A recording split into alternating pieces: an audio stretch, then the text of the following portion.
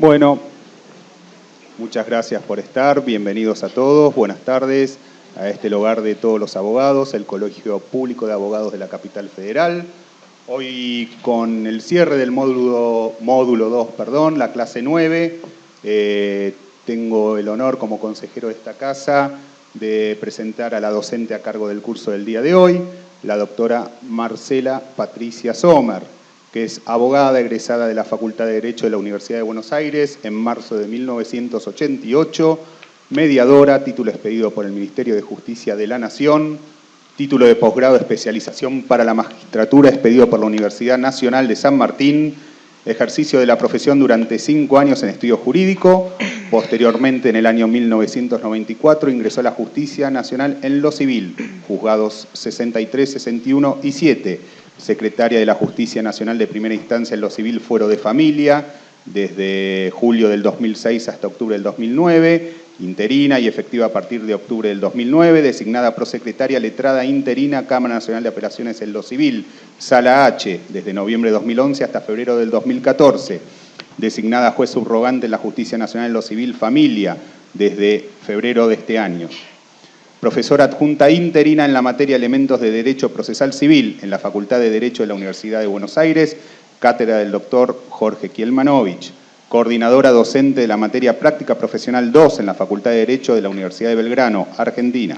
Docente de posgrado en la Facultad de Derecho de la Universidad de El Salvador, en la carrera de especialización en Derecho Procesal. Integrante del equipo académico de Derecho Procesal para la elaboración del Digesto Jurídico Argentino, Ministerio de Justicia y Facultad de Derecho, durante los años 2001 a marzo del 2005. Miembro de la Asociación Argentina de Derecho Procesal. Docente invitada de la Escuela de Iniciación Profesional del Colegio Público de Abogados de la Capital Federal desde el año 2005 y en cursos de perfeccionamiento profesional de la Facultad de Derecho de la Universidad de Buenos Aires en Derecho Procesal, de Familia y Civil. Autora de diversos artículos y capítulos de libros sobre temas de derecho civil, de familia y procesal. Disertante en innumerables jornadas sobre derecho de familia y derecho procesal en la ciudad de Buenos Aires y en el interior del país. Previo a darle la palabra a la doctora, quiero pedirles 2 reglas de convivencia, que es la primera, poner el celular en vibrador o apagarlo, así no interrumpimos a la disertante, y la segunda, no menos importante, vamos a dejarla exponer libremente a la doctora dentro de los temas que ya les son conocidos por ustedes en el programa, y si queda tiempo solamente, y la doctora está dispuesta, preguntas al final, a fin de no interrumpir la clase magistral que nos va a dar la doctora Sommer. Ahora sí, doctora. Bueno, muchas gracias. Buenas tardes a todos. Un placer estar acá con ustedes. Veo algunas caras conocidas por ahí de algún otro curso o jornada. Y agradezco en primer lugar al Colegio de Abogados por la invitación a participar en estos cursos que me parecen sumamente interesantes para todos. Estamos atravesando todos los operadores de derecho esta etapa de la pronta puesta en marcha del nuevo código, y a modo de aproximación voy a exponer respecto de los puntos que tocan en el tema que me fue asignado, que tiene que ver con los procesos de familia en cuanto a sus generalidades y principios, esencialmente, y quizás cuando el código se implemente y se ponga en funcionamiento, algunas de las cosas que hoy decimos se vean desde otra perspectiva, o algunas de las cosas que no decimos porque no se nos genera el interrogante sucedan y haya que continuar buscando respuesta. Lo que resalto de acá es que tenemos que estudiar todos mucho y estar atentos a lo nuevo que se va a ir generando, tanto sea en la doctrina y en algún momento en lo inmediato en jurisprudencia, porque esto va a ser todo sobre la marcha. A los primeros que les va a corresponder pensar lo que van a plantear es a los abogados que ejercen, ¿no es cierto? Después nos tocará a los jueces de primera instancia y luego a la Cámara eventualmente, pero los planteos, digamos, y las respuestas ya se están esbozando entre todas las personas que estamos estudiando el código con la seriedad y la celeridad que insume, porque falta poco para el 1 de agosto. Así que de un día para otro vamos a estar todos en la necesidad de saber de qué se trata esto, ir estudiando y pensando. En materia de derecho de familia, que seguramente ya algún tema seguramente vieron sobre esto, en lo que es la parte general, los procesos de familia propiamente dichos y los principios sobre los cuales su tramitación se lleva a cabo, vamos a decir que hubo grandes incorporaciones en el nuevo código y se han plasmado, por otra parte, muchos de los conceptos y elaboraciones que ya hace tiempo la doctrina procesal en materia de familia ha venido elaborando, en consonancia totalmente con lo que disponen los tratados internacionales, esencialmente las convenciones internacionales sobre derechos humanos, que obligan al Estado argentino, la Convención de los Derechos del Niño, la Convención sobre los Derechos de las Personas con Discapacidad de rango constitucional. Y vamos a ir viendo a lo largo de estas disposiciones que nos tocan ver en esta clase, que verdaderamente han receptado esencialmente lo que surge de estas normas y también lo que ya la doctrina y jurisprudencia, como decía, ha ido elaborando.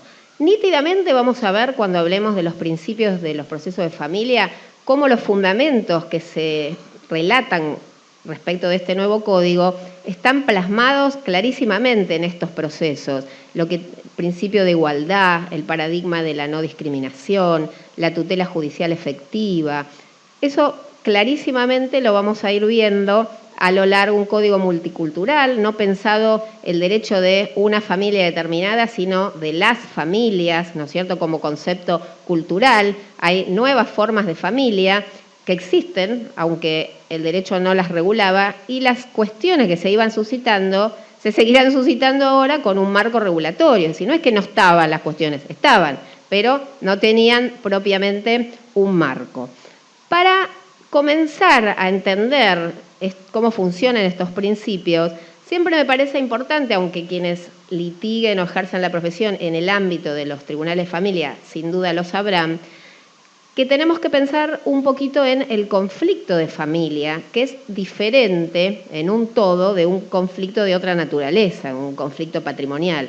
¿Por qué esto me interesa resaltarlo? Porque estas particularidades y caracteres distintivos de los conflictos de familia, llevado al terreno del litigio, al terreno de lo procesal, y sin llegar al litigio propiamente dicho, al terreno de los acuerdos que se intenten en el ámbito de mediación, por ejemplo, o extrajudicial, parten de una situación diferente.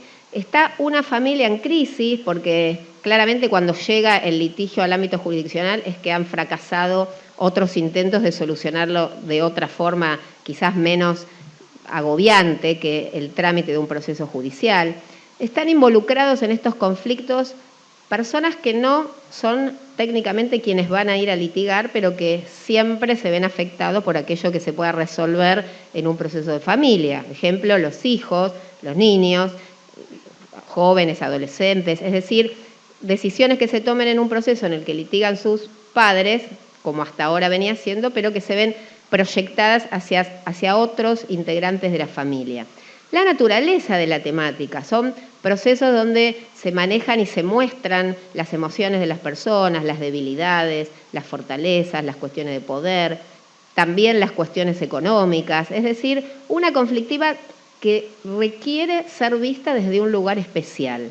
Esto de verla desde un lugar especial llevó durante varias décadas a prestigiosa doctrina procesal y también jurisprudencia que ha ido amoldando las cuestiones procesales que se iban suscitando en procesos donde se tramitaban cuestiones de familia a estas características, es decir, no es lo mismo. Y eso ya sucede con la normativa vigente. Nosotros vemos que en el Código Civil todavía vigente hay normas procesales vinculadas a las cuestiones de familia. Por ejemplo, el trámite del divorcio, lo que se dice por presentación conjunta en el artículo 236, cuántas audiencias, con qué periodicidad se tienen que realizar, las medidas cautelares en los procesos de divorcio, artículo 231 de los vigentes, digo, ¿no? Los nuevos ya tienen otros números, de personales o patrimoniales, los alimentos provisorios en el artículo 375, es decir, cuestiones procesales ya plasmadas en la normativa vigente que es llevada al Código Nuevo con una sección y un título puntual que se llama procesos de familia. O sea, esta es una cuestión innovadora que trae al Código Civil, legislación de fondo, principios y normas propias de los procesos de familia. Vamos a ir viendo ahora en algunos ejemplos que no agota esto en las normas estas que vamos a leer ahora o que vamos a estudiar ahora sobre los procesos de familia puntualmente, sino que hay muchas normas a lo largo del código donde vamos a ver destacados estos principios que vamos a enumerar seguidamente. ¿Qué venía diciéndose de los procesos de familia? Y ahora vamos a ver cómo eso se llevó al nuevo código. Se venía resaltando la actitud oficiosa por parte de los jueces en alguna clase de cuestiones, la amplitud en materia probatoria para admitir pruebas, para producir pruebas, para valorar pruebas. Doy ejemplos. La primacía del interés superior del niño, el derecho del niño a ser oído en los procesos, es decir, todas cuestiones, la inmediación, la cercanía del juez con las partes, la necesidad de trabajar en audiencias, es decir, todas cuestiones que se fueron ya forjando y que de hecho, aún con el código vigente, suceden a diario en los tribunales de familia. Por lo tanto, esto ahora está expresamente receptado en el nuevo código con algunas características puntuales, pero digamos que teníamos, hasta hoy seguimos teniendo, esta modalidad de trabajar, que esencialmente, como les decía antes, fue una creación de la doctrina avalada con mucha jurisprudencia al respecto. Esto es a modo de introducción. Estas normas procesales, en general nadie ha cuestionado esta incorporación de esta normativa procesal al nuevo código porque vienen como acompañamiento, como reglas mínimas de eficacia de los derechos que está reconociendo o que está regulando y los institutos que está regulando la legislación de fondo. Es decir, nadie ha cuestionado en general si esto corresponde o no a las legislaciones locales puntualmente en el modo en que esto está establecido en el Código Civil, porque viene a completar, asegurar entonces la eficacia de aquellas normas de fondo que están contenidas en el Código. Una de las cuestiones a destacar, y cuando empiecen a leer los artículos se van a dar cuenta enseguida, es el enorme avance que hubo en materia de terminología. En derecho de familia es notorio. Hay nuevas formas de denominar y palabras eliminadas, digamos, del código. Algunas de ellas ya se han venido eliminando, por ejemplo, en materia de procesos vinculados a la capacidad de las personas, se han desterrado ya con la sanción de la Ley de Salud Mental en el año 2010, la 26657, términos que parecen tener una connotación, puede ser negativa o peyorativa, como ser el insano, el incapaz, el demente, es decir, esas palabras clarísimamente se ven modificadas en el nuevo código que habla de personas esencialmente, personas con discapacidad, personas menores de edad, niños, niñas, adolescentes, interesado en el proceso, me refiero a los procesos de capacidad, persona en cuyo interés el proceso se lleva adelante, es decir, no es una cuestión menor, todos nos vamos a tener que acostumbrar a utilizar esta nueva terminología. No habla más de procesos de incapacidad, sino que habla de restricciones a la capacidad de ejercicio, porque acá, después vamos a ver en algún momento de la charla, que claro, el código nos marca que la regla es la capacidad y que el juez podría únicamente restringir para determinados actos, en los casos que correspondan, vamos a ver algunos ejemplos, y excepcionalmente, pero muy excepcionalmente, lo que sería similar a lo que es actualmente la incapacidad, cuando la persona no tiene ninguna posibilidad de interactuar con su entorno, ni de comprender, ni de expresar o exteriorizar su voluntad. Pero eso queda como relegado a un supuesto muy excepcional. La regla es la capacidad y se restringe únicamente para determinados actos. Hay otras nuevas nominaciones en la materia del derecho de familia, en las que no voy a profundizar porque seguro serán tema de otras charlas, que tienen que ver con no usar más la palabra tenencia, la palabra régimen de visitas. Esto viene ayornado con la más actual tendencia en esta materia: responsabilidad parental, cuidado personal, régimen de comunicación. Nos va a costar no decir más patria potestad, tenencia, o sea, nos va a costar nombrar los artículos con números diferentes a los que todos tenemos muy internalizados. Pero bueno, con el tiempo todavía estamos acá leyendo el código porque no nos acordamos bien los números, pero con el tiempo esto se va a naturalizar. Pero es para destacar la cuestión del cambio de la terminología, no para pasar inadvertido. Bueno, como les decía entonces, la sección octava del código, en su capítulo primero, nos habla de los procesos de familia. Y esto, si alguno tiene el código y quiere seguir, comprende estos primeros artículos propios de los procesos, el artículo 705 al artículo 711, que esencialmente van a ver el 705 cuando habla de las normas que se aplican a los procesos de familia, a uniformar las pautas básicas, las bases, los criterios sobre los cuales se asienta el tratamiento en general de los procesos de familia. Después vamos a ver que algunos tienen sus particularidades. Estos principios que vamos a ver ahora no son exclusivos de aquellos procesos que están regulados en el código, sino de otros procesos de familia, y de hecho ya se vienen aplicando muchos de ellos, que están regulados en otras normas que también son de orden público y de derecho de fondo. La ley de violencia, la 26.485, de violencia, en realidad esa es contra protección integral de las mujeres, niñas y adolescentes, lo que llamamos como ley de violencia. La anterior ley de violencia, que sigue residualmente vigente, la 24.417, y la ley de salud mental, la 26.657, la ley de los derechos de los niños, niñas y adolescentes, la 26.061. Todas estas normas ya contienen disposiciones que están estrechamente vinculadas con estos principios, expresamente los contienen y que se vienen aplicando con similares características a estas que ahora vamos a ir enumerando y explicando en los artículos. Pero esto es para tener en cuenta porque no solo procesos de familia son los que están aquí regulados, sino que hay también otras normas que tienen cuestiones vinculadas a los procesos de familia o procesos propiamente dichos.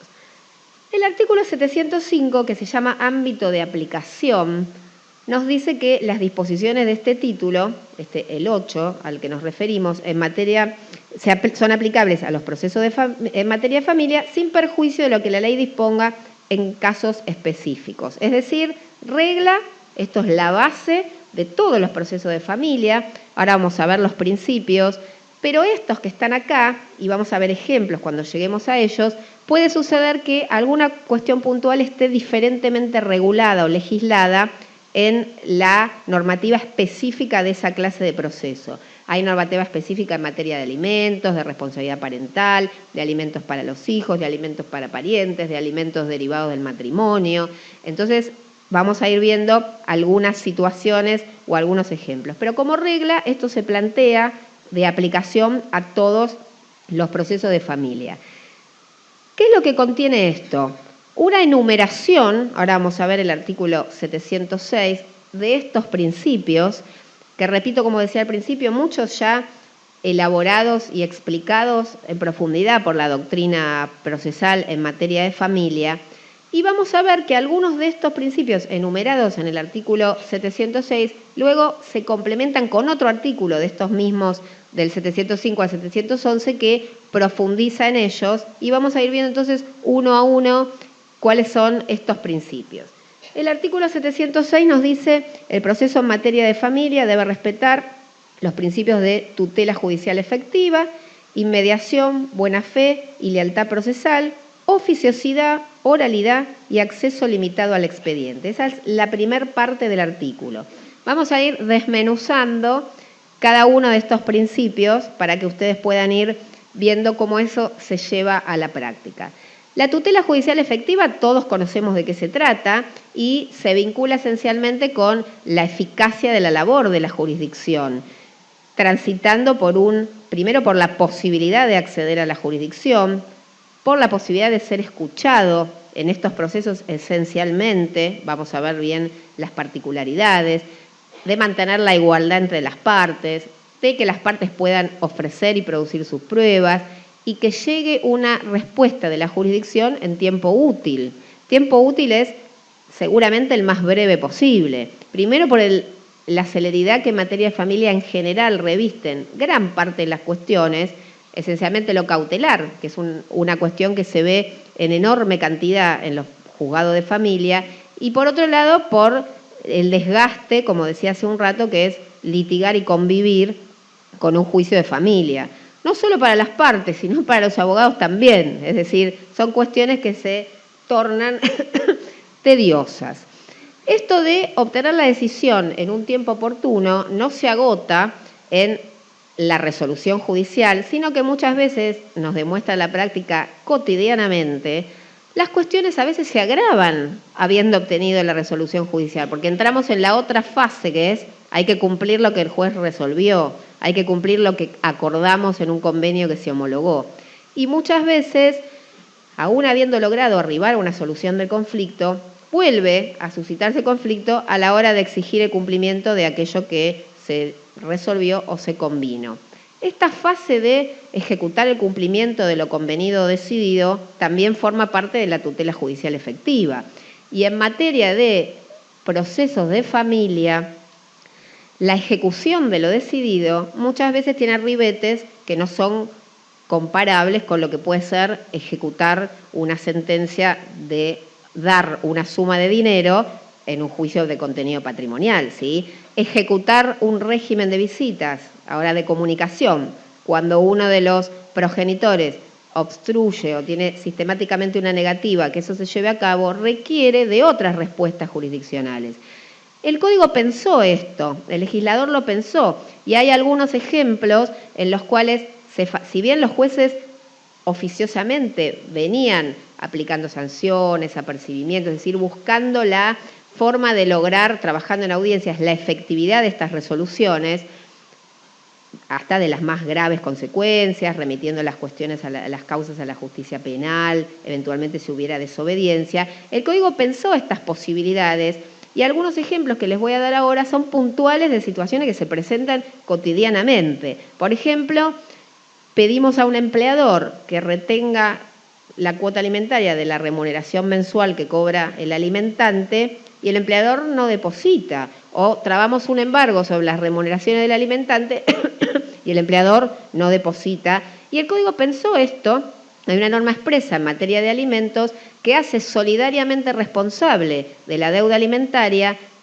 ejemplo, al empleador, al tercero, digamos, que tiene una orden judicial, por ejemplo, esto es en el ejemplo, no lo dice textualmente la norma, de retener o depositar una suma determinada, ejemplo, retención directa, embargo, y no lo hace. Ahí ya hay una disposición que faculta expresamente a ir contra el que no ha cumplido esta orden.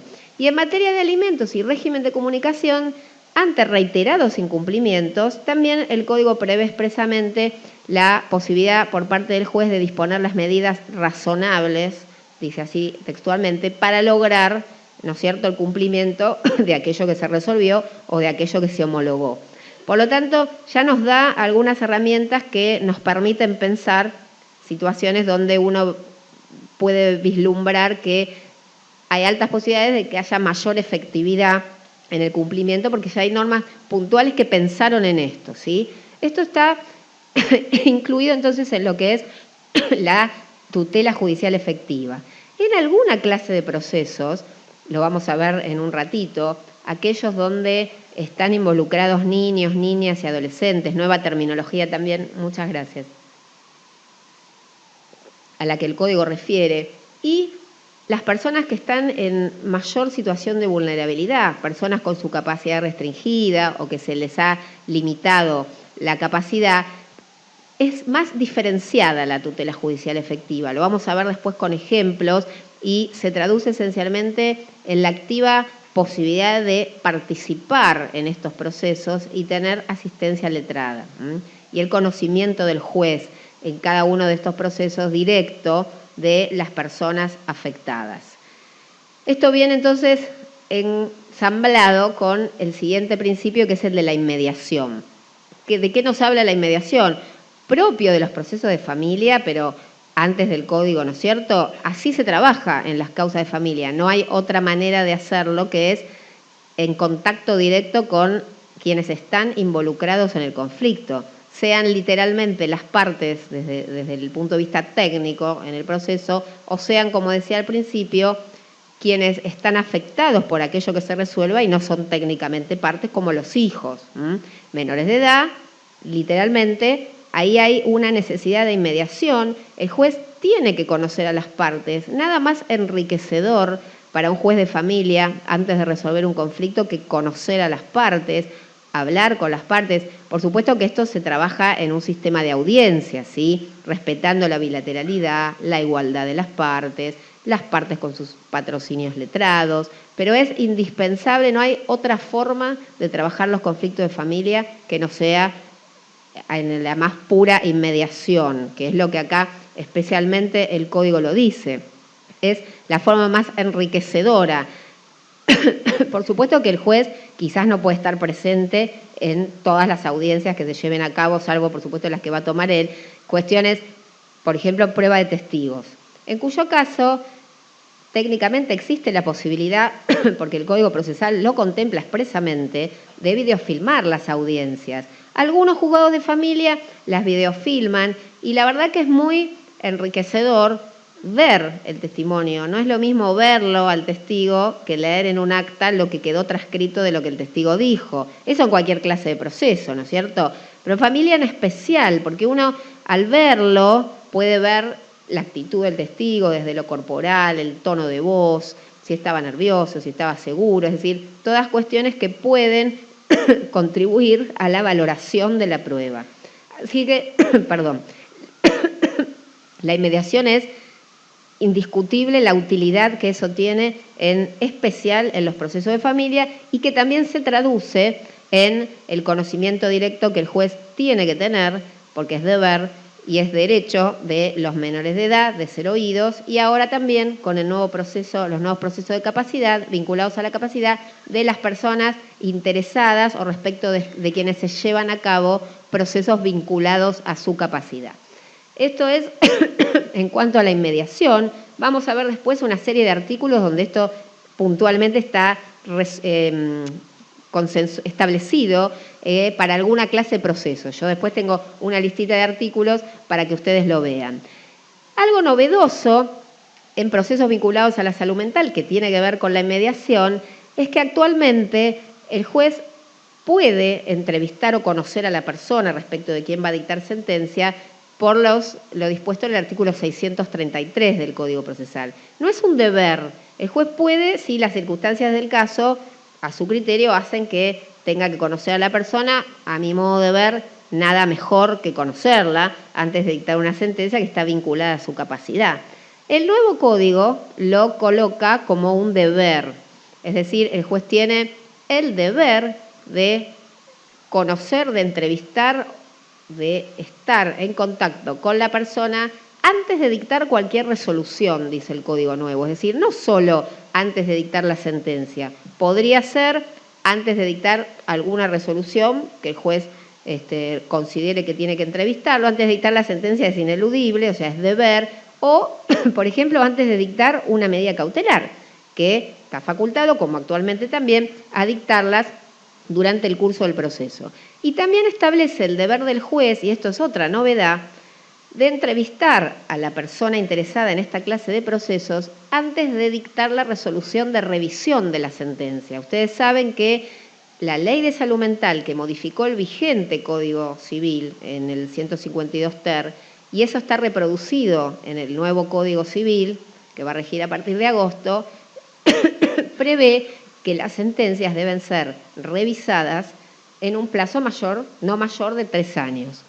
En estos casos, como novedad el Código establece, porque la Ley de Salud Mental no terminó siendo demasiado clara, decía las sentencias no se extenderán por más de 3 años, y eso generó una serie de interrogantes acerca de si había un plazo de caducidad o de vigencia de la sentencia, en qué consistía el proceso de revisión. Eso quedó clarificado con el nuevo Código, donde expresamente dice que el juez, para la revisión de la sentencia, que puede ser en cualquier momento a pedido del propio interesado o en un plazo no mayor de 3 años, como deber del juez, oficioso, acá vemos el principio de oficiosidad, tiene que tener contacto personal con la persona, valga la redundancia, es decir, tiene que entrevistarlo personalmente. Ahí tenemos inmediación nítidamente en dos normas del Código.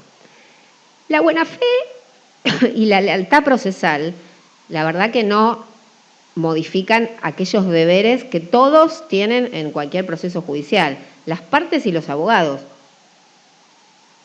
Y esto tiene que ver con el aspecto ético, con la cuestión vinculada a lo moral, a no tener una actitud temeraria, no tener una actitud maliciosa, no ser o no adoptar conductas obstruccionistas o dilatorias del proceso, cooperar y colaborar para la resolución del proceso, cuestiones estas que en caso de incumplir estos deberes pueden generar sanciones en los términos del artículo 45 del Código Procesal, pero también la conducta de las partes o la inconducta de las partes puede ser valorada como por el juez al momento de decidir, es decir, se considera como prueba indiciaria aquella conducta que las partes han seguido durante el proceso. Así que esto viene a reproducir estos deberes que ya se encuentran vigentes en cualquier clase de proceso, por supuesto, no únicamente en los procesos de familia.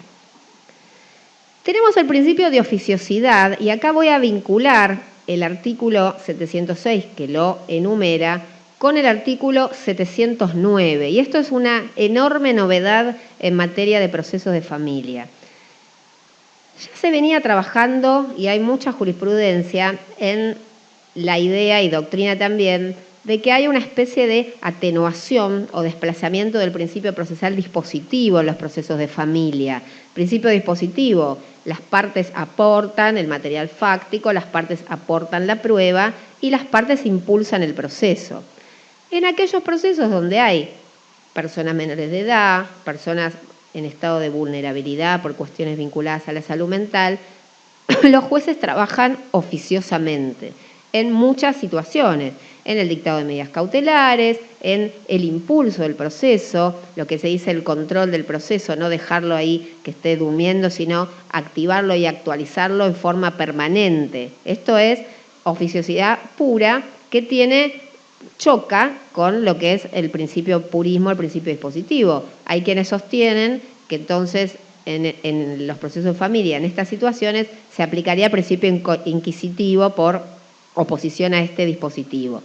El juez no es un espectador en esta clase de procesos, no cuando se discuten cuestiones patrimoniales, pero cuando hay personas vulnerables que pueden estar en una situación de riesgo, el juez debe actuar oficiosamente. Esto es una de las características entonces del principio de oficiosidad y expresamente, y aquí viene lo más novedoso, el artículo 709 del Código Nuevo, que habla del principio de oficiosidad, nos dice que en los procesos de familia el impulso procesal está a cargo del juez. Claramente, acá le está atribuyendo al juez, ¿no es cierto?, la posibilidad de impulsar estos procesos, quien puede ordenar prueba oficiosamente.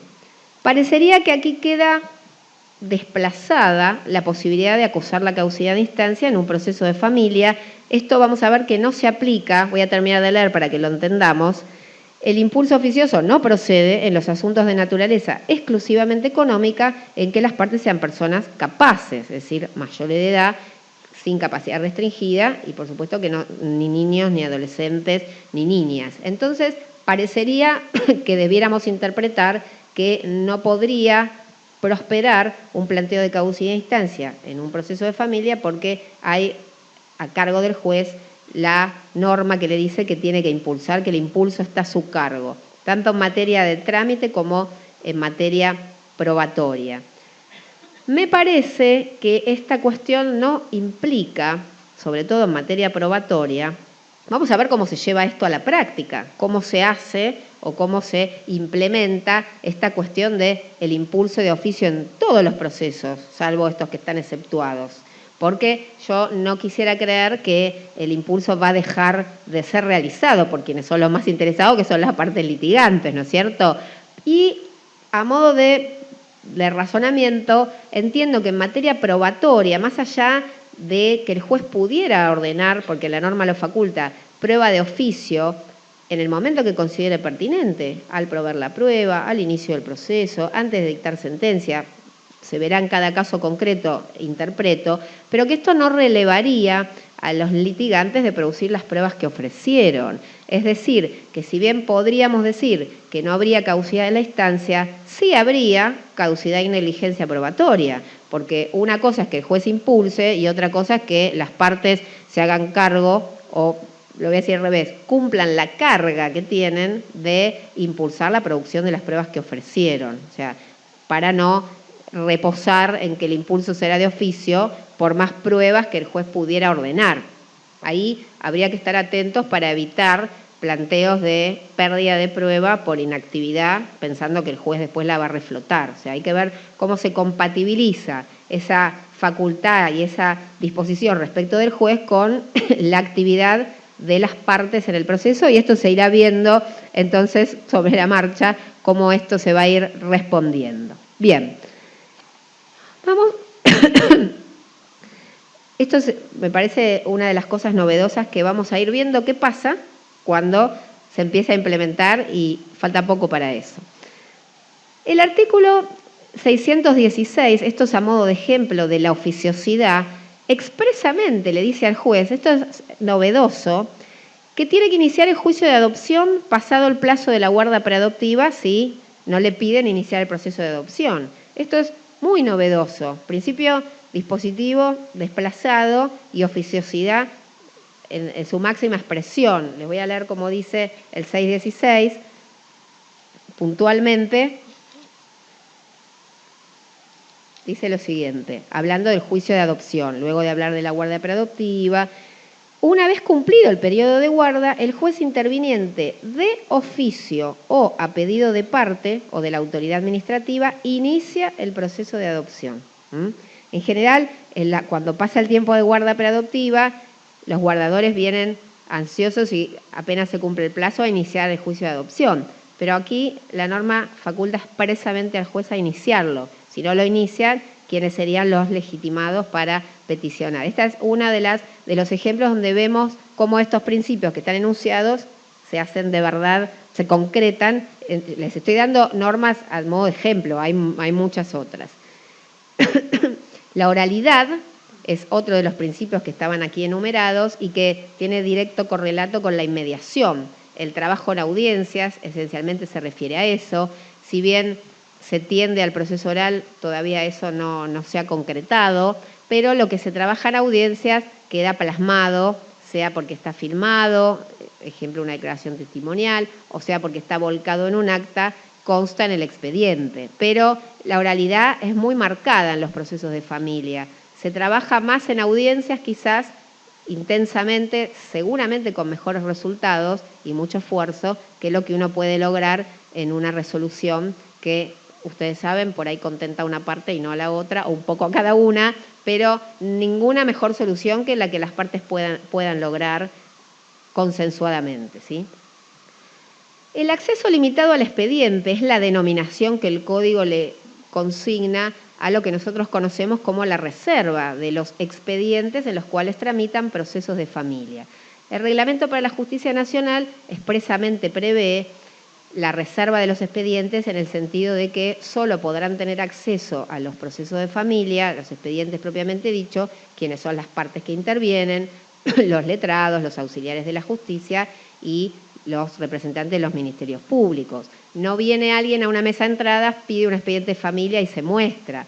De hecho, para verlo en el sistema informático hay que ir al tribunal, pedir una clave que solo se otorga a quien es parte, letrado o auxiliar interviniente. Eso es como hasta ahora se conocía esto que ahora se denomina acceso restringido al expediente, y les digo el artículo 706, que es el primero que leí, 708, que ahora lo vamos a ver, que tiene específica referencia a esto.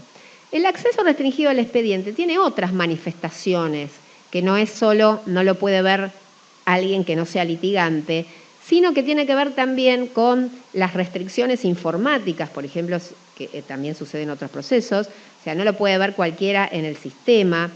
Tiene que ver con la forma en que se hacen las notificaciones, si se dirige una notificación al domicilio real en un proceso de familia, traslado de demanda, notificación quizás de una evaluación a alguien que por ejemplo, en un proceso más informal como sería el de violencia, se dirige al domicilio real, esas notificaciones deben ir necesariamente, lo dice el Código Procesal, en sobre cerrado. Es decir, no hay un traslado de o una notificación de una sentencia, supónganse si fuera un real, abierta. Y también el contenido de la cédula no se pone ni el objeto de la causa ni los nombres. Y esto tiene que ver con otro aspecto del acceso limitado al expediente, que es aquella cuestión vinculada a la publicidad de las resoluciones que se dictan en los procesos de familia, que deben ir necesariamente inicialadas. No podemos publicar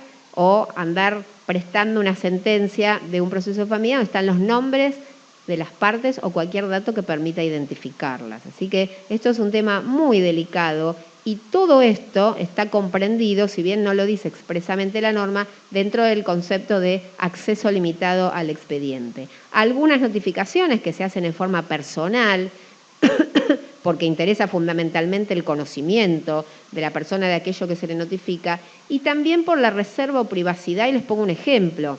Esto se ve actualmente. A veces, excepcionalmente, se pide alguna notificación dirigida al domicilio laboral. Por ejemplo, una citación a la audiencia del artículo 639 en un juicio de alimentos, no lo ubican al alimentante, no se sabe su domicilio real, frustran determinada cantidad de cédulas o la parte lo desconoce el domicilio, entonces piden que se notifique excepcionalmente al domicilio laboral. No podemos mandarle una cédula a domicilio laboral al alimentante, al demandado en este caso, y que le llegue la cédula, la recibe con la copia de la demanda de alimentos un empleado de su lugar de trabajo. Si excepcionalmente se ordena una notificación a este tipo de domicilio, específicamente debe consignarse que sea en forma personal. Se la tienen que entregar al destinatario y se acompaña en sobre con copias, el sobre cerrado, pero esa es otra manifestación, que de hecho se aplica ya, del acceso limitado al expediente. Hay una novedad muy interesante, que es la última parte del artículo 708, que tiene que ver con qué pasa cuando se pide un proceso de familia de prueba en otro proceso, en el cual por ahí una de las partes es trámite, o o ninguna de ellas, y aquí el 708 en su última parte nos dice, en caso de que las actuaciones sean ofrecidas como prueba ante otro juzgado, se debe ordenar su remisión si la finalidad de la petición lo justifica, cuestión que entiendo que dará criterio del juez, quizás pidiendo alguna especie de explicación o fundamentación o motivación al juez que lo requiere, si es que no surge de la petición, y se garantice su reserva, es decir, no podemos acollar un expediente de familia que va a un juicio de daños y perjuicios de un juzgado patrimonial y estamos ahí agregándolo y cualquier persona que va a ver cualquier expediente tendría acceso. O sea, hay que ser muy cuidadoso en eso. Y hay además algunos expedientes, si bien son reservados en general todos, que son más reservados, como yo digo, porque por alguna circunstancia particular se reservan en la Secretaría o se reservan en la Prosecretaría y se restringen de poder acceder a ellos a un conclave en el sistema informático, que son en general aquellos donde se están sustanciando o disponiendo o pidiendo medidas cautelares, en especial, y de esto hay en gran cantidad en los procesos de familia. Pero esta norma de acceso limitado al expediente como principio viene entonces a recolectar aquello que abarca todos estos aspectos que les mencioné, que a diario se ven y se manejan con mucho cuidado. Hay que ser muy cuidadoso en esta cuestión de las notificaciones cuando van a los domicilios reales. Así que tenemos que estar atentos a esto. Finalmente, el artículo 706 refiere juntamente a la especialización que debe tener el juez de familia, yo digo el tribunal de familia, no solo el juez, y al trabajo multidisciplinario o interdisciplinario.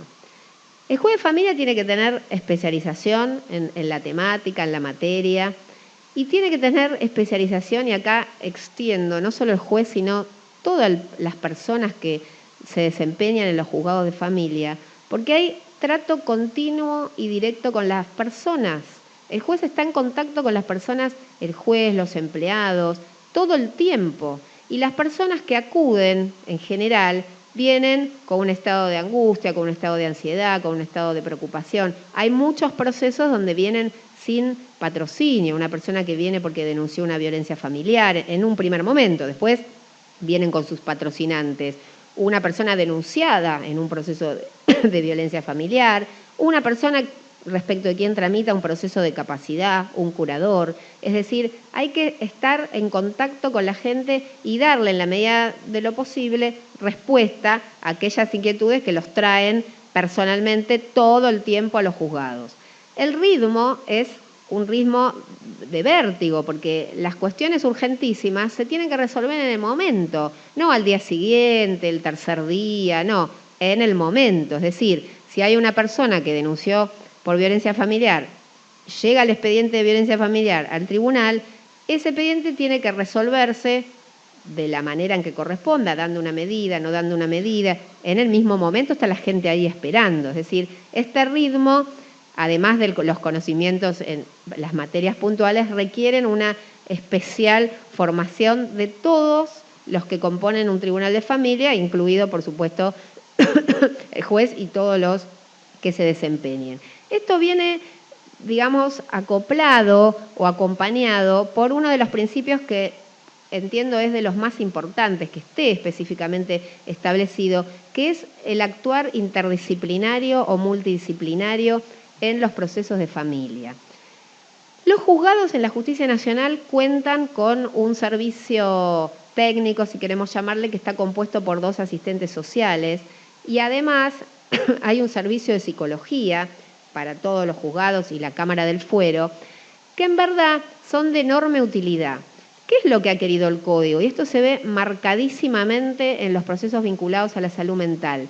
Que no se vea a la persona, o que no se vea el conflicto, que no se vea la cuestión desde una única perspectiva, por ejemplo, médica, en un caso vinculado a salud, sino que se vea en una integralidad, es decir, la cuestión desde distintos lugares, desde la salud física, desde la salud mental, desde el entorno, es decir, no limitarnos, y nada mejor ni nada más enriquecedor que ver el conflicto o ver a la persona y tratar de encontrar la solución acudiendo a la multidisciplina o a la interdisciplina. Esto es sumamente enriquecedor, este trabajo. De hecho, esto ya venía sucediendo en los procesos de violencia familiar, donde una vez adoptadas las medidas se envía el expediente para que el grupo familiar sea evaluado interdisciplinariamente por los organismos que se ocupan de esas evaluaciones.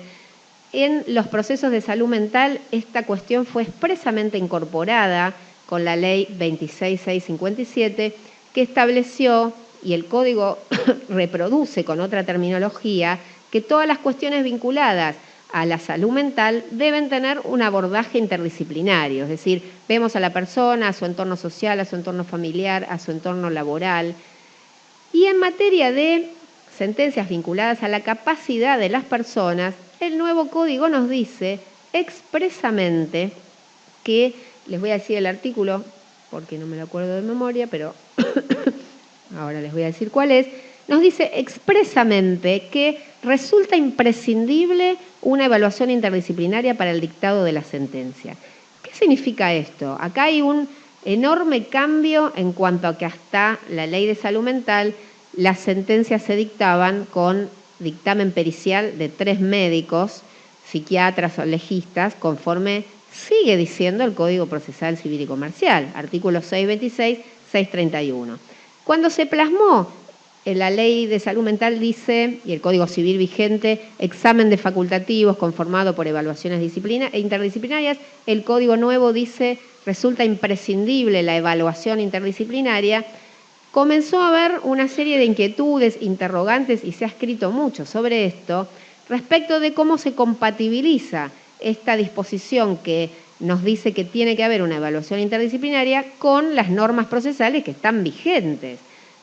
Hay muchas posturas al respecto, hay quienes han sostenido que esta normativa de fondo tácitamente deroga las disposiciones del Código Procesal, por lo tanto la evaluación pasa a ser solo la interdisciplinaria para el dictado de la sentencia, y otras posturas que comparto que han entendido que en realidad la ley ha venido a sumar, a agregar y no a eliminar o a quitar elementos para tan importante decisión como es si se restringe o no la capacidad de una persona. A mi modo de ver, habría una modificación implícita de las normas del Código Procesal, pero en general algunos jueces lo que hacen es compatibilizar ambas normas, es decir, designan 3 peritos, psiquiatras y un licenciado en psicología para conformar la interdisciplina, junto con un informe socioambiental. Algunos jueces designan 2, es decir, es una cuestión, y algunos lo sustituyen por la evaluación interdisciplinaria directamente, en la que al menos uno de los profesionales que la suscriba sea psiquiatra. ¿Cuál es la importancia de esto?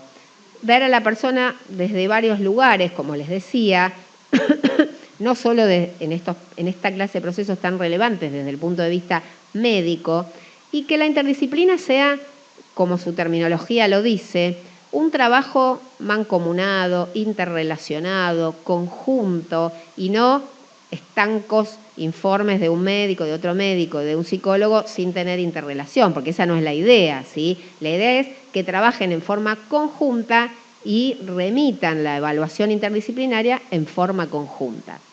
Otro ámbito donde se marca mucho la cuestión de la interdisciplina es en materia de internaciones psiquiátricas, que si bien está expresamente contenido en la Ley de Salud Mental, el Código también, esto está, no es puntualmente el tema de principios, pero está en el artículo 41 y 42 del Código Civil Nuevo, cuando se refiere a los principios sobre los cuales se debe manejar o basar toda la cuestión atinente a las internaciones psiquiátricas, habla también de la evaluación interdisciplinaria, de la importancia de la interdisciplina. Y acá tenemos, a modo de ejemplo, 2 puntuales clases de procesos de familia donde se ve bien plasmado esto de la interdisciplina y la importancia que tiene, ¿sí?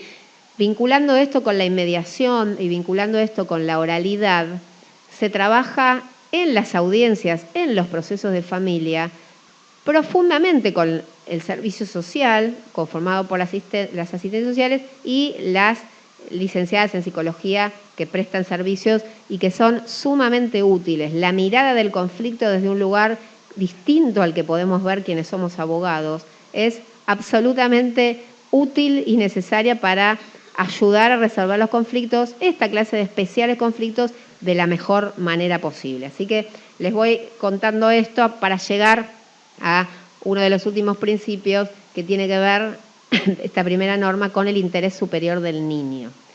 Interés superior del niño que tantas veces mencionamos y que sabemos que debe priorizarse y debe tenerse en cuenta en cualquier decisión que los involucre, ¿no es cierto?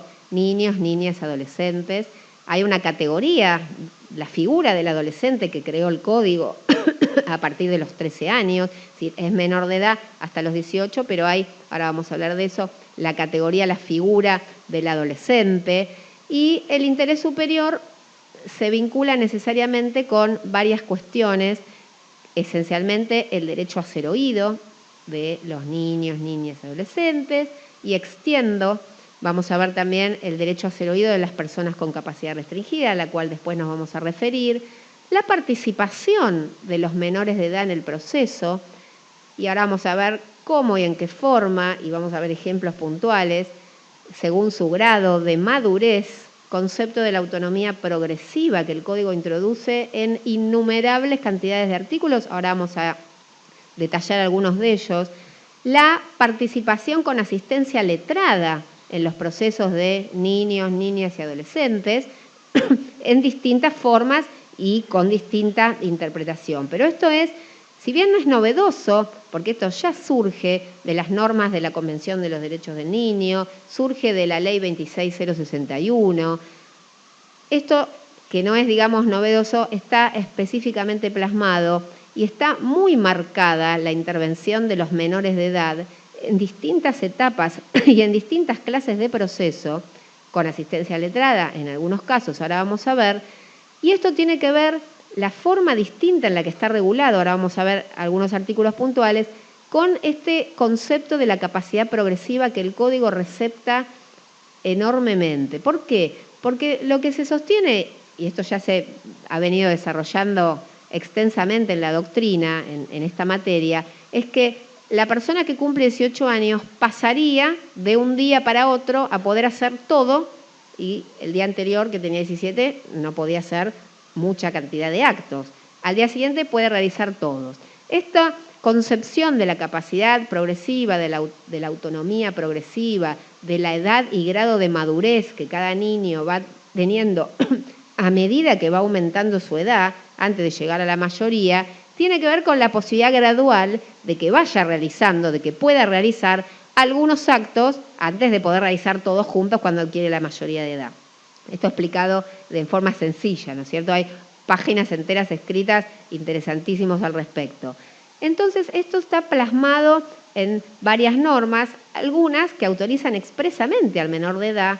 Por ejemplo, en materia de alimentos, el menor de edad puede demandar por alimentos. Está legitimado él directamente, con patrocinio letrado, a promover demanda de alimentos, con grado de madurez suficiente, dice el artículo.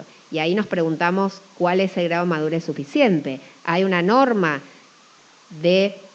a partir de esta edad. Lo que se entiende es que a partir de los 13 la tendría, la edad y el grado de madurez suficiente. ¿Para qué? Para ir a buscar un abogado, para elegir un abogado, para formular un reclamo en este ejemplo, para firmar una demanda. La tendría, y yo hablo en potencial, esto no es uniforme, hay distintas interpretaciones, pero habría que ver en cada caso si tiene grado de madurez o edad o gradualidad suficiente para poder comprender el alcance de ese acto que está realizando. Quizás un niño lo puede tener a los 12 y quizás alguien a los 13 no lo tiene. Es indiscutible el derecho a ser oído que tienen, es indiscutible el derecho que tienen a participar activamente en el proceso y a tener un patrocinio letrado. Por supuesto, con intervención del Ministerio Público en forma complementaria o en forma principal, según el caso. Lo que sí se discute, como tiene también derecho a actuar con asistencia letrada, uno de los problemas, las cuestiones más álgidas que se viene discutiendo es quién elige al abogado, porque puede un niño de 6 años, ¿tiene grado de madurez y capacidad de discernimiento para elegir él a su abogado? ¿O eso mejor lo podría hacer a los 14, a los 15? Hay precedentes de la Corte ha dicho en algunos precedentes en el año 2012 que se es nula la designación de abogado de un menor impúber, un niño de 8 años en un caso puntual. Puede tener un abogado, pero no elegirlo él mismo.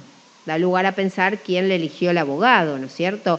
Les digo los temas estos para que los vayamos pensando entre todos, porque estos son temas que se seguirían planteando, aunque hay la figura del adolescente, que se pueden seguir planteando y que son temas de interesante y arduos debates en la materia. Pero acá queda muy claro en el Código esta posibilidad, ahora vamos a ver algunos artículos, de actuar con patrocinio y tener en cuenta su grado de madurez suficiente y su capacidad de discernimiento. A modo de ejemplo, les voy a mencionar algunos artículos. Por ejemplo, el artículo 26 del Código Nuevo, que nos dice, hablando de los ejercicios de los derechos por parte de la persona menor de edad, y nos dice: la persona menor de edad tiene derecho a ser oída en todo proceso judicial que le concierne, así como a participar de las decisiones respecto de su persona, y la que cuenta con edad y grado de madurez suficiente, esta es la palabra, edad y grado de madurez suficiente, que vamos a ver repetida en varios artículos, puede ejercer por sí los actos que le son permitidos en el ordenamiento jurídico. En situación de conflicto de intereses con sus representantes, puede intervenir con asistencia letrada, es decir, grado de madurez suficiente. Hay que evaluarlo en cada caso particular, me parece, ¿sí? Hay que verlo esto en cada caso concreto. El artículo 109, inciso A, cuando habla de la designación de tutores especiales, dice, cuando existe conflicto de intereses entre los representados y sus representantes, si el representado es un adolescente, o sea, de 13 años para arriba, puede actuar por sí con asistencia letrada, en cuyo caso el juez puede decidir que no es necesaria la designación de tutor.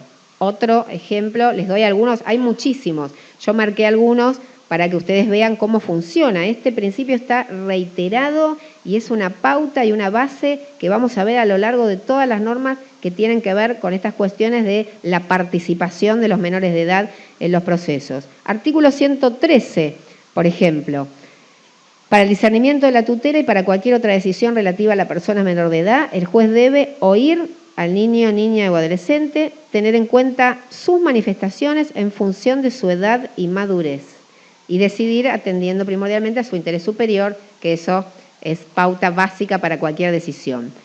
El artículo 595, cuando habla de los principios generales en materia de adopción, en el inciso F, que es el último, dice: la adopción se rige por los siguientes principios: el derecho del niño, niña o adolescente a ser oído y a que su opinión sea tenida en cuenta según su edad y grado de madurez, siendo obligatorio requerir su consentimiento a partir de los 10 años. Bueno, esto es una norma también novedosa, puntualmente, no nos vamos a quedar en esto porque hace al tema vinculado a la adopción, pero propia entonces de, ven cómo se resalta esto de grado de madurez suficiente, que yo entiendo que va a haber que, salvo cuando es mayor de 13 años, y uno podría presumirla, pero que va a haber que prestarle especial atención en cada caso concreto. ¿Esto qué requiere? Inmediación.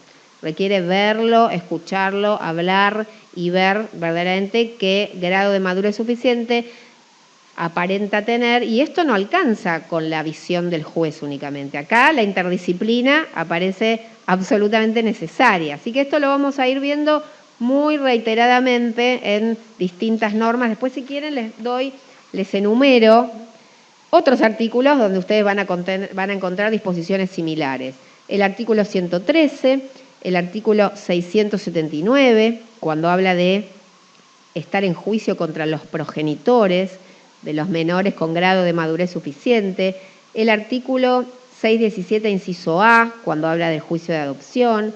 El que les comenté de legitimación en materia alimentaria, que es el artículo 661. El 677, 678 y 679, intervención en juicio de las personas menores de edad contra sus progenitores o en otros juicios per se, cuando no hay autorización de sus progenitores y ellos quieren intervenir en juicio, que pueden hacer si tienen capacidad y grado de madurez, capacidad de discernimiento, sin autorización judicial, con patrocinio letrado. Así que estos son a modo de ejemplo. Hay muchos artículos más. Yo le puse algunos que son ejemplificadores. Esto no se agota en la participación, sino, además del derecho a ser oído, que su opinión sea tenida en cuenta. Y acá me interesa resaltar, porque esto se aplica actualmente, aún antes del nuevo código, que el derecho a ser oído es la modalidad en que el juez establezca, depende de la edad del niño, de las condiciones, de las particularidades de cada caso. Entiendo que siempre es útil la escucha del niño con presencia del defensor de menores y del servicio de psicología, que se puede convocar en cada uno de los juzgados o eventualmente el servicio social que está en los juzgados. Y el derecho a que su opinión sea tenida en cuenta, que no confundamos con que eso fuera vinculante para tomar las decisiones, pero sí que no puede prescindirse de tener en cuenta aquello o aquella opinión que ha volcado el niño o el adolescente al haber sido escuchado. Por supuesto que no es lo mismo la escucha de un niño pequeño que la escucha de un adolescente que se sabe expresar de otra manera, pero no puede eludirse eso, su derecho a ser oído y que su opinión sea tenida en cuenta. Bueno, nos queda los principios relativos a la prueba, gran tema, también novedoso e innovador en materia de principios de proceso de familia, y aquí vamos a hablar del artículo 710 y del artículo 711. Volvemos a los propios de los procesos de familia, que tiene importantes novedades en esta materia. El artículo 110 habla de principios relativos a la prueba y nos dice que los procesos de familia se rigen por los principios de libertad, amplitud y flexibilidad de la prueba. Paro ahí. Esto también ya estaba receptado en la doctrina procesal porque englobado dentro de lo que se llama el principio del favor probationis, es decir, ante alguna duda en cuanto a la admisibilidad, conducencia, producción, pertenencia, valoración de la prueba, hay que estarse a favor de ella, de su producción. ¿Y cuál es la razón de ser de esto en los procesos de familia, sustancialmente? Que nos encontramos en la gran mayoría de los casos con hechos de difícil prueba, que son complejos en cuanto a la forma de acreditarlo, porque en la mayoría suceden en el ámbito de la intimidad de la casa o de un hogar, en el cual no siempre se cuenta uno con la posibilidad de probarlo, por ejemplo, mediante testigos. Es decir, estas dificultades probatorias llevan a que la visión que se tenga en cuanto a qué pruebas se admiten, qué pruebas se producen, si las pruebas son conducentes, sean vistas con una mirada de mayor amplitud en estas oportunidades. ¿Esto qué significa? Que no podría igual convalidarse, si bien el principio es la libertad de la prueba, en cuanto a qué pruebas ofrecemos. Por ejemplo, hay una valla que tiene que ver con aquellas pruebas que están prohibidas, con aquellas pruebas que afectan la libertad de terceros o de los litigantes, con aquellas pruebas ilícitas porque están prohibidas por la ley o por el modo en que han sido obtenidas. Es decir, hay una valla, no es absoluta, pero impera un criterio de flexibilidad, ¿sí? Sobre todo a la hora de admitir las pruebas y a los momentos de que esas pruebas se lleven a cabo. Un claro ejemplo de esto tiene que ver con la valoración de la prueba testimonial, cuando nos encontramos, en la gran mayoría de los casos, con testigos que tienen, por ejemplo, en lo que respecta a su idoneidad, les comprende las generales de la ley. ¿Por qué? Es amiga íntima de una de las partes, es hermana de alguna de las partes, es la empleada doméstica que trabaja en la casa, pero al momento de examinar esa prueba, según de qué se trata el conflicto, deberíamos preguntarnos quién estaría en mejores condiciones de saber esto que justamente estos testigos. Es decir, no bastaría que ellos les comprendan la generalidad de la ley para desestimar de plano su testimonio. Este es un ejemplo que englobamos dentro de este concepto de la amplitud y la flexibilidad probatoria. Puntualmente aquí se ve. La novedad más importante en este tema, porque esto del principio de amplitud ya se ha venido desarrollando, como les decía, tiene que ver con la carga de la prueba.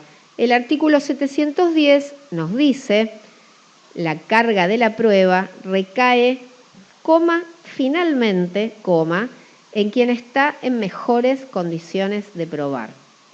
¿Qué significa esto? Que expresamente se incorpora a los procesos de familia la denominada carga dinámica de la prueba. Es decir, ¿quién tiene que probar?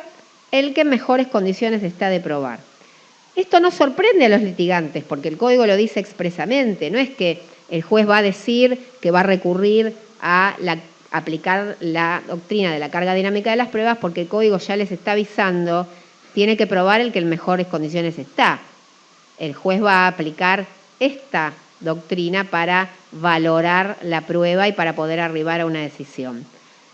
Pero ¿en qué momento adquiere relevancia esto? Esto no redime, o sea, hay que ofrecer las pruebas y producir las pruebas, porque en realidad acudir a este sistema de valoración ese momento va a llegar cuando las pruebas que se produjeron no le son suficientes al juez para poder tomar la decisión, no lo han convencido.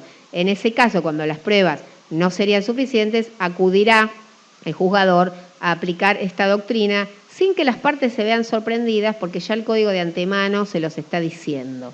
Hay que reparar en dificultades probatorias que pueden suceder en otros procesos, pero que en familia se ven con claridad, muchas veces que tienen que ver con hechos que sucedieron hace varios años, hechos que están en el pensamiento de la gente, pero que no se han plasmado, hechos ocurridos en el seno del hogar, donde solamente la familia podría haberlo presenciado o algún miembro allegado íntimo. Es decir, todo esto, hechos negativos, también de difícil prueba. Es decir, todo esto tiene enorme acercamiento con esta cuestión del favor probationis, en la duda a favor de la prueba, y enorme acercamiento con esta cuestión de las cargas dinámicas.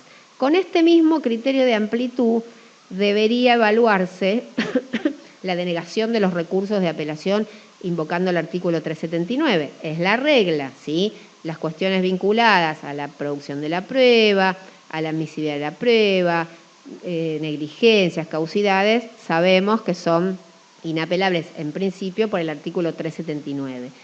Aplicando este principio, por supuesto, habría que ver en cada caso concreto si el juez entiende que el recurso debería concederse porque sale de la secuela normal del proceso, porque es una cuestión que hace al derecho de defensa. Después, en última instancia, la Cámara dirá si estuvo bien o mal concedido el recurso, y siempre tienen la herramienta de la queja si ustedes consideran que el juez de primera denegó mal el recurso. Y también este criterio de amplitud podría imperar al momento de resolverse en la segunda instancia los replanteos de prueba que pueden hacerse en los términos del artículo 260 del Código Procesal. Ejemplo, una prueba denegada en primera instancia, que fue denegado el recurso de apelación por el 379, replantearse en la Cámara fundando debidamente por qué ustedes entienden que el juez de primera denegó mal la prueba. Lo mismo si replantearan una prueba porque se declaró la negligencia o la caducidad en primera instancia, decisiones estas también inapelables por el 379, que cuando llegue a la segunda instancia los jueces de la Cámara valoren con un criterio de amplitud en la medida, por supuesto, que sea procedente el planteo y que se haya fundado debidamente por qué a criterio del que pide el replanteo la negligencia o la caducidad estuvieron indebidamente decretadas. O sea, no es el replanteo por el replanteo mismo, que me ha tocado ver en la Cámara, porque me decretaron la negligencia, pero hay que explicar a la Cámara por qué el juez, a criterio de quien hace la petición, denegó mal el medio de prueba o decretó indebidamente la negligencia o la caducidad. Esto es como un ensamble de todas las normas probatorias, pero esta cuestión de la carga dinámica de la prueba es una enorme modificación. De hecho, se ha venido aplicando en muchas otras clases de conflictos y también está prevista con otro alcance, con otra terminología en materia de responsabilidad, en los artículos 1700, no me acuerdo los números, pero 1710, por ahí del Código, en otra sección. Pero acá, con esta terminología, no podría decir el litigante que se encuentra sorprendido por la aplicación de la doctrina de las cargas dinámicas de la prueba. El artículo siguiente también es muy interesante desde el punto de vista de lo práctico, esencialmente, que tiene que ver con quiénes pueden declarar como testigos en los procesos de familia. Y este es uno de los puntos en los cuales ya hay discusión doctrinaria, ya hay posturas, yo se las voy a contar y cada uno luego hará su fundamentación si les toca hacer algún planteo, pero esta es una de las normas que desde que se proyectó ya generó comentarios doctrinarios y distintas interpretaciones para poder entender bien a dónde apuntan las discusiones. El Código Procesal, en el artículo vigente, en el artículo 427, que se refiere a los testigos excluidos, veda la declaración testimonial de los parientes consanguíneos en línea directa, es decir, no pueden declarar los padres, los abuelos, los hijos, los nietos, no así la de los parientes consanguíneos colaterales. Y en línea directa afines también, ¿no? Los afines son excluidos, no los colaterales, hermanos, cuñados. Cuestión que a veces genera planteos en el entendimiento de que los hermanos tampoco podrían declarar, pero no están excluidos los colaterales, sino los consanguíneos en línea directa. Testimonios estos que cuando el tribunal advierte en el momento de ofrecimiento de la prueba o en el momento en que el testigo se sienta a declarar o si inadvertidamente se le tomó declaración, pero resulta general de la ley, como conoce las partes, es mi papá, es mi hijo, en esos casos esa es prueba excluida, prueba prohibida, o sea, por más amplitud que se tenga y flexibilidad y favor probationis, es prueba que no debe admitirse porque está prohibida por la ley, en este ejemplo, ¿no es cierto? En cualquier clase de proceso. Siempre se ha dicho, en los juicios de familia, puede declarar el padre o la madre, alguna postura quizás lo ha admitido. Bueno, no puede declarar, pero si declaró, tomémosla como algún indicio. Pero en realidad la mayoría de la doctrina procesal ha entendido que esa es prueba que no puede producirse. Y si se hubiese producido, debe o testarse o extraerse del expediente. Siguiendo esta esta corriente de que en los juicios de familia quizás nada más útil que declaren los parientes, sin distinguir si son los excluidos o no son los excluidos, el nuevo código dice en el artículo 711, los parientes y allegados pueden ser ofrecidos como testigos. Primer discusión, parientes y allegados pueden ser ofrecidos como testigos. No dice que parientes y tampoco dice quiénes son los allegados. Como el código habla de los parientes en otra sección, se entiende que los parientes son tal cual están descritos y definidos en la sección correspondiente al parentesco. Y acá viene el eje de la discusión. Esta disposición quedaría o dejaría sin efecto la prohibición del artículo 427 en los procesos de familia o no.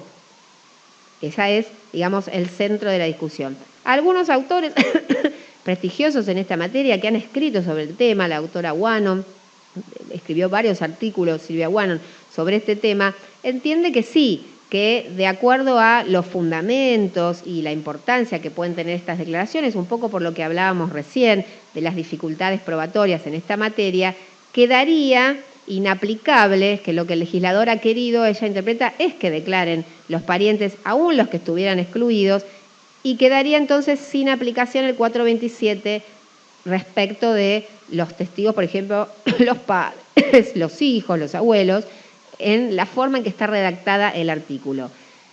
Los menores de edad también pueden declarar, ustedes saben, a partir de los 14 años. Ahora vamos a ver cómo sigue diciendo de los menores, ese límite mínimo de edad a partir de la cual se puede declarar por el artículo 426 del Código Procesal, seguiría vigente. El doctor Kilmanovich, en una postura distinta, que seguro que hoy a la mañana la debe haber explicado y que escribió mucho también, él considera que la forma en que está redactada la norma, como no dice todos los parientes, sino los parientes, quedaría entonces entender que estar dejando sin efecto el 427 sería un avance sobre las potestades de las legislaciones locales, delegadas por el 121 de la Constitución, de disponer en las normas procesales quiénes son los que pueden declarar, qué parientes pueden declarar y qué parientes no pueden declarar.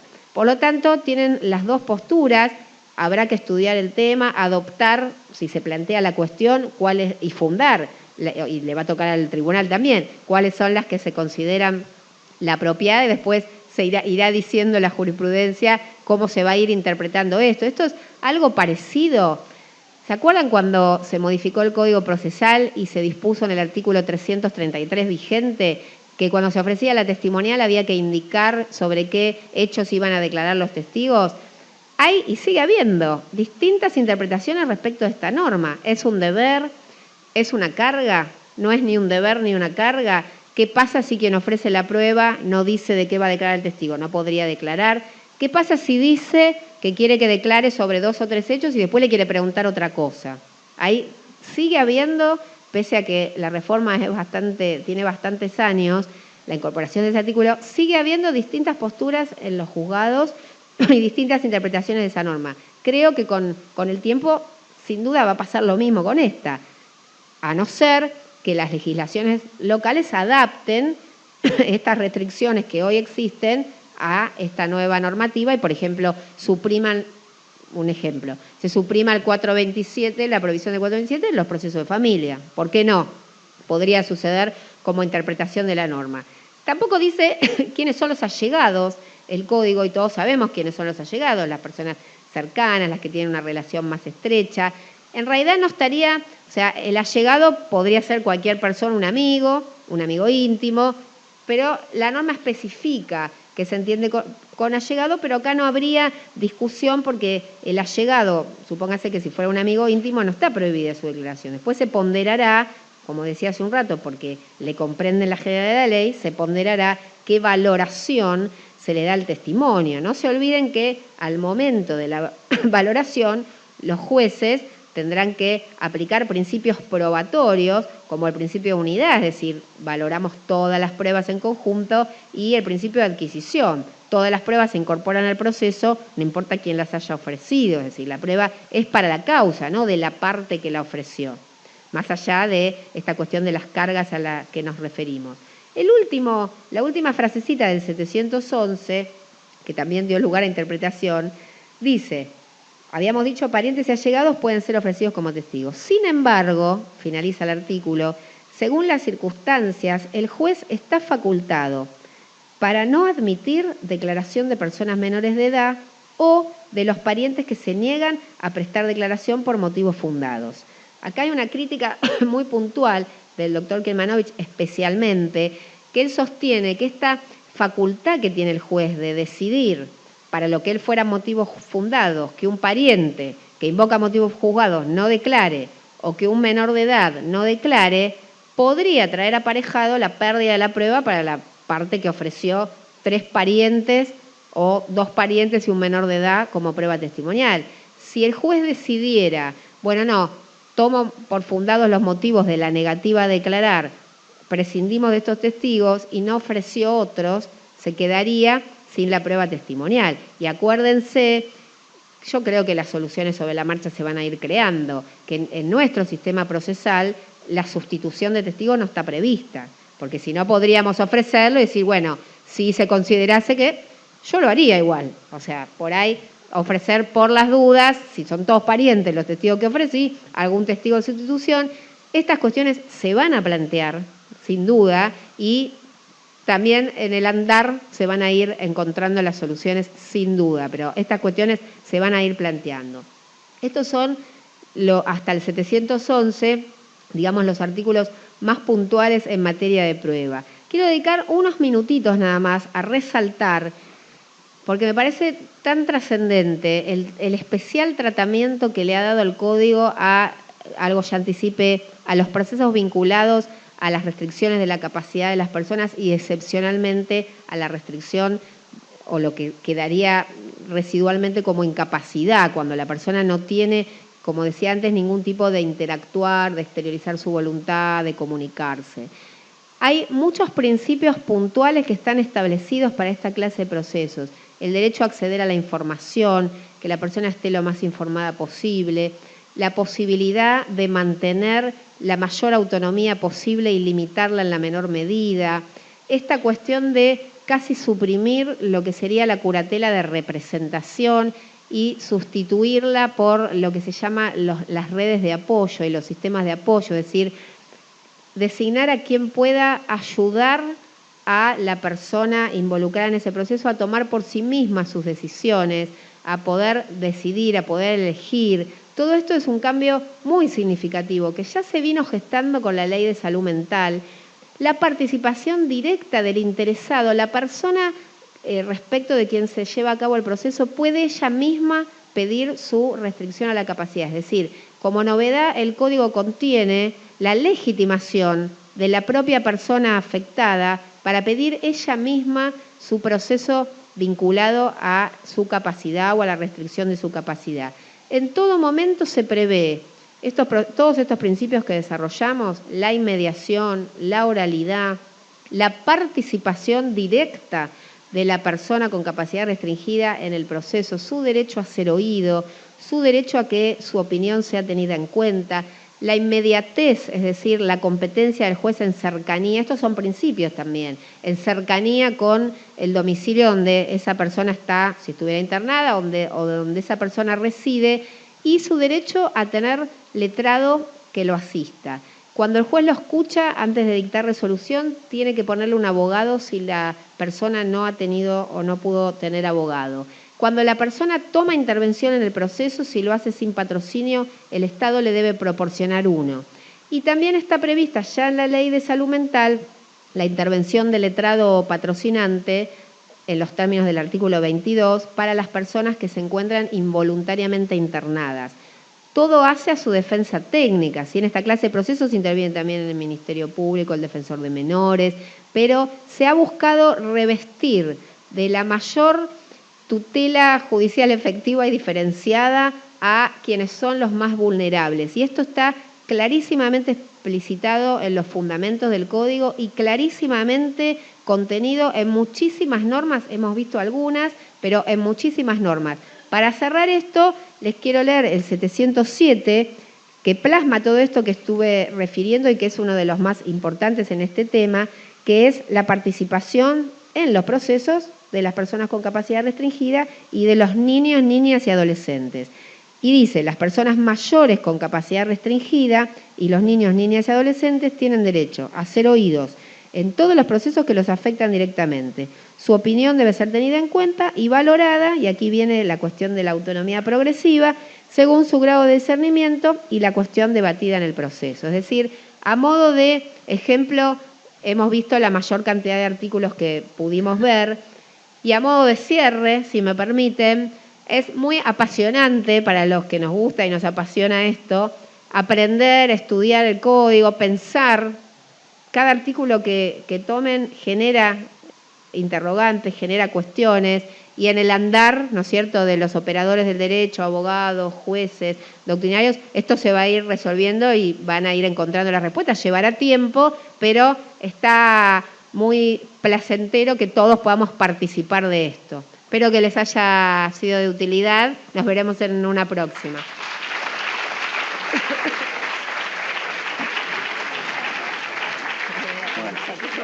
Muchas gracias. Vamos a agradecerle con nuestro caluroso aplauso a la doctora Sommer y una plaqueta que el colegio... Muchas gracias. Muchas gracias a todos.